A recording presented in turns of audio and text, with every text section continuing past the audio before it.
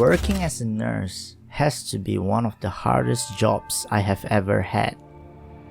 It is always a test of patience and endurance. Dealing with sick patients is one thing, but dealing with the supernatural is something I would never forget. I started out my night shift as usual. I had to go to my ward to check if the patients are asleep or if they need anything. I went into a separate ward to check. This room was almost empty except for an old man sleeping in the corner. He seemed to be fast asleep and everything seems okay until about 3:35 a.m. I then suddenly heard a faint laughter from outside the room. It was very faint, but I was almost certain it was from a child. The level that I'm working in doesn't take in children, and we do not have facilities in here to treat them. I instantly had goosebumps, and even though I couldn't hear it properly, I could guarantee that it was a child. It came to an abrupt end, and I assumed it was over. I went out to the hallway located outside the wards, when suddenly the laughter was heard again, but this time there was also sound of footsteps that almost seemed as if it was running around. After hearing that, I got scared and I ran to the opposite side of the hallway out of fear, and I bumped into a colleague of mine. I then asked her where she was heading, and she said she is going down to a convenience shop located below. I then followed her down. In the lift, she asked me what was wrong as I was noticeably breathing very fast. I told her that I heard a child's laughter outside the wards, and she told me that the wards used to house child patients a long time ago, so maybe that's what I heard.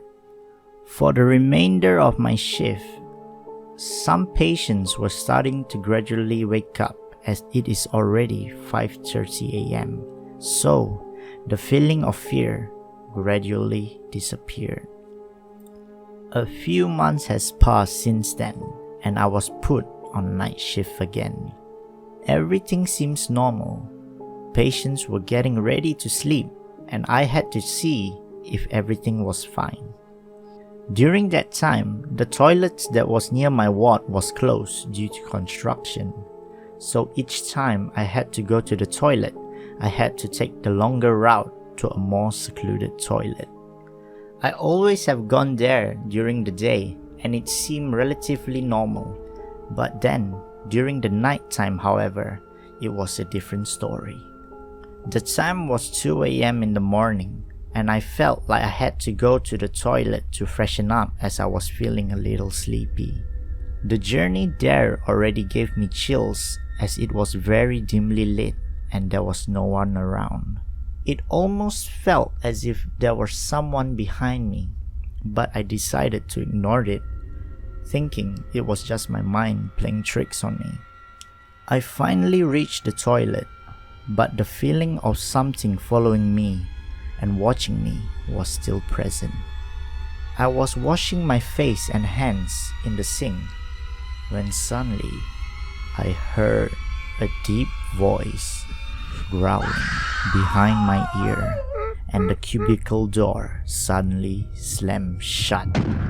I quickly ran out of the toilet out of fear, but one thing I know is that usually nurses don't go to this particular toilet at night as it was supposedly haunted, and I learned that the hard way. So this last story happened recently, and it happened around early this year. I had a patient in my ward who was a makcik in her 70s. She is always really cheerful and friendly towards all the nurses. She seems to me like a religious person with a prayer cap on her head at all times. Then, one night, I was on my night shift and I went into my ward. I was expecting to see the makcik sleeping, but instead, she was sitting on the bed. She wasn't wearing her prayer cap, and her hair was very, very messy. Her eyes were shifting from corner to corner, and she was mumbling things under her breath. This sent chills down my spine as I thought, how could a lovely old woman behave so differently within a night? I then told one of my colleagues to accompany me as she was acting very strange. My friend reached her hand out to check if the makcik is okay, and the makcik launched towards her almost as if she wanted to attack. I had a suspicion that night that maybe the makcik has been possessed.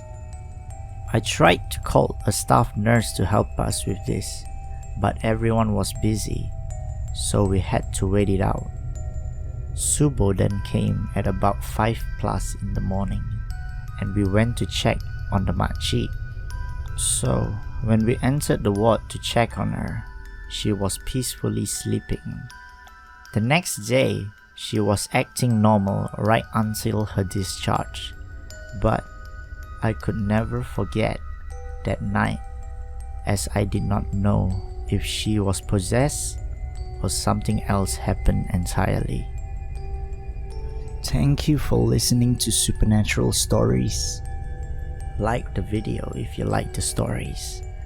Please share with your friends, and if you have a personal experience of your own, please share below or email us.